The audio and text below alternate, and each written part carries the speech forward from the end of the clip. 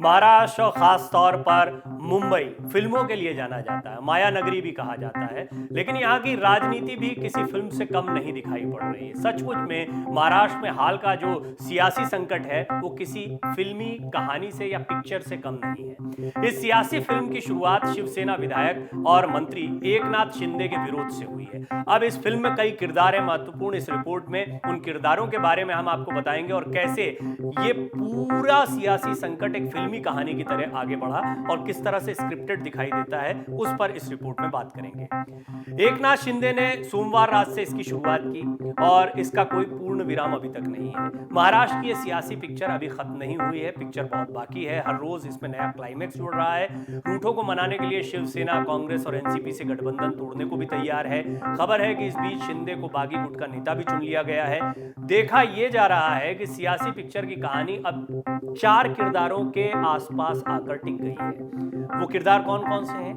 एकनाथ शिंदे, महाराष्ट्र विधानसभा के deputy speaker Narhari Zirwal, राज्यपाल भगत सिंह कोश्यारी और बीजेपी के नेता देवेंद्र फडणवीस।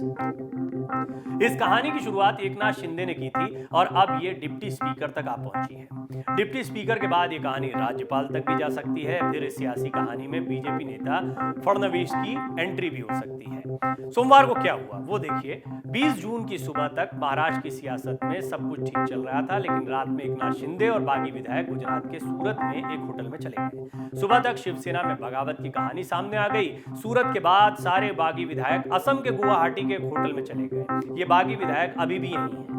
एकनाथ शिंदे का दावा है कि उनके पास 50 से ज्यादा विधायक हैं। बगावत का पहला दिन क्या रहा? एकनाथ शिंदे बागी विधायकों के साथ सूरत में थे। उन्होंने ट्वीट किया, हम बाला साहब के सच्चे शिव सैनिक हैं। बाला साहब ने हमें हिंदुत्व सिखाया है। हम सत्ता के लिए कभी भी धोखा नहीं देंगे। बाला साहब के विचारों और धर्मवीर आनंद साहब ने हमें धोखा देना नहीं सिखाया है। बागी विधायकों के फोन बंद आने के बाद शिवसेना सांसद संजय राउत दावा करते रहे कि महाराष्ट्र में सियासी भूकंप नहीं आएगा। अब बगावत का दूसरा दिन देखिए।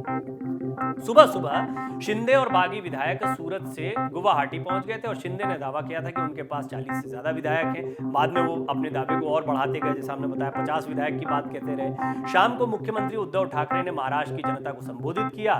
ठाकरे ने कहा कि अगर उनका एक भी विधायक सामने से आकर कहेगा तो वो इस्तीफा देने को तैयार है। देर रात ठाकरे मुख्यमंत्री आवास भी छोड़कर मातोश्री चले गए। अब बगावत का तीसरा दिन आया।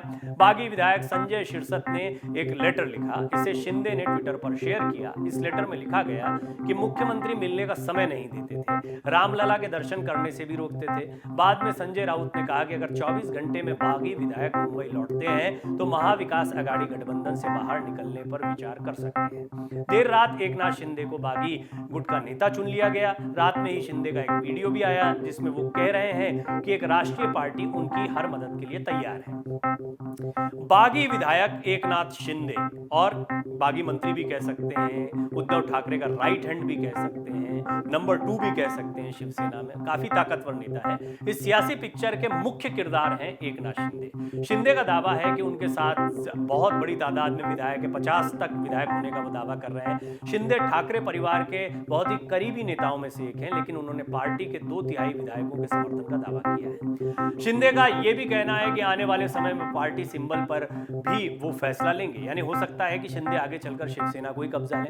अब दूसरा किरदार इस फिल्म का डिप्टी स्पीकर नरहरी झिरवाल। महाराष्ट्र विधानसभा में अभी कोई स्पीकर नहीं है, इसलिए डिप्टी स्पीकर नरहरी झिरवाल के पास सारे पावर हैं। शिवसेना ने मीटिंग में नहीं पहुंचे 12 विधायकों की सदस्यता रद्द करने की मांग भी डिप्टी स्पीकर से की है।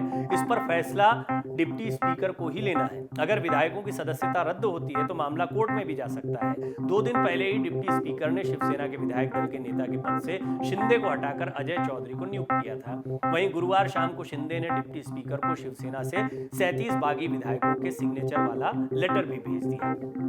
तीसरा अहम किरदार देखिए, इसमें अगर आप सोच रहे हैं कि सिर्फ विधायक साथ में चले गए हैं तो सत्ता बदल जाएगी, ऐसे नहीं होगा। इसमें जो किरदार है महत्वपूर्ण, उन पर भी नजर दौड़ानी बहुत जरूरी है। अब तीसरा अहम किरदार है राज्यपाल भगत सिंह कोश्यारी। महाराष्ट्र में सियासी पिक्चर उलझी तो मामला राज्यपाल भगत सिंह कोश्यारी के पास जाने की पूरी संभावना है। पिक्चर उलझती है तो राज्यपाल मुख्यमंत्री को बहुमत साबित करने का आदेश दे सकते हैं। और चौथा और अहम किरदार है बीजेपी नेता देवेंद्र फडणवीस। फड़णवीस। आखिर में ये पूरी गेंद देवेंद्र फड़णवीस के पाले में आ सकती है। अगर बात फ्लोर टेस्ट तक आती है और उद्धव ठाकरे बहुमत साबित नहीं कर पाते हैं तो फिर राज्यपाल किसी और नेता या गठबंधन को सरकार बनाने का न्योता दे सकते हैं। अगर शिंदे बीजेपी को समर्थन देते हैं तो राज्य में बीजेपी की सरकार बननी तय है। ऐसा हुआ तो देवेंद्र फड़णवीस बहुत मुमकिन है दोबारा महाराष्ट्र के मुख्यमंत्री बन जाए। और महाराष्ट्र की सियासी पिक्चर का द एंड क्या हो पाएगा, इस पर हमेशा एक बड़ा सवाल बना रहता है। एक और चांस है, आखिर में वो भी बता देते हैं, हैप्पी एंडिंग अगर फिल्म की होती है तो शिवसेना में जो बगावत चल रही है वो खत्म हो जाए। संजय राउत कह चुके हैं कि अगर बागी विधायक मुंबई आकर बात करते हैं तो अगाड़ी गठबंधन से बाहर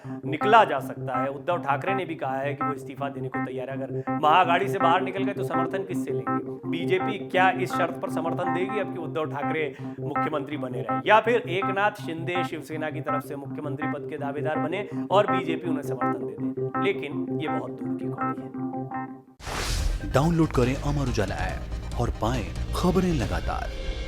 अगर आप ये वीडियो YouTube पर देख रहे हैं तो हमारे चैनल को सब्सक्राइब करें और बेल आइकन को दबाना ना भूलें। अगर आप Facebook पर ये वीडियो देख रहे हैं तो हमारे पेज को लाइक करें।